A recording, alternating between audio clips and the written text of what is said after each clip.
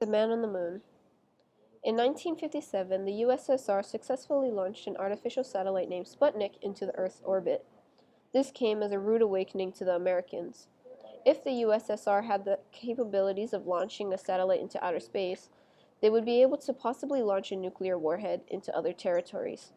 This specific event sparked what is commonly known as the space race, a competition between the United States and the USSR to prove which country is more technologically and intellectually advanced. The United States launched Explorer 1 in 1958. In this same year, President Dwight Eisenhower permitted the creation of the National Aeronautics and Space Administration as well as its SEX, which includes the U.S. Air Force and the National Renaissance Office. With the USSR in the lead, they further get ahead in 1961 with the launching of Vostok 1, manning Yuri Gagarin. Gagarin became the first man to enter space and orbit the Earth.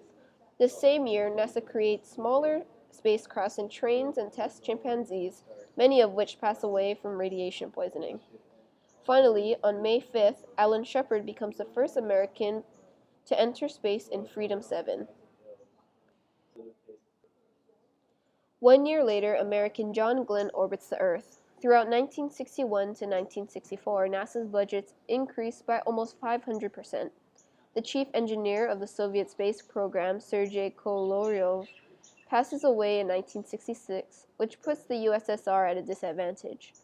In 1967, Apollo, which was a spacecraft sponsored by NASA, suffered a major setback in January due to the death of 3 astronauts, which were killed in a failed launch simulation.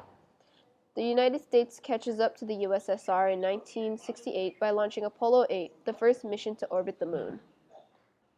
Concluding the space race with an American victory in 1968, Apollo 11, manned by Neil Armstrong, Edwin Buzz Aldrin, and Michael Collins, successfully landed on the Moon.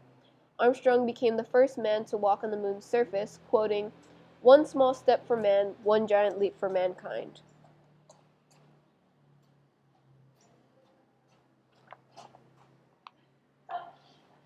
America's public overall was captivated by the space race through the media and forms of propaganda, and were highly supportive of NASA. Though, in the Soviet Union, the landing of Apollo 11 was of the general public's least concern.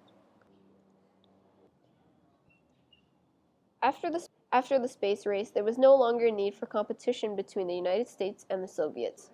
1975 was the Apollo-Soyuz mission, a collaborative expedition which symbolically represented the improving relationship between the Americans and Soviets.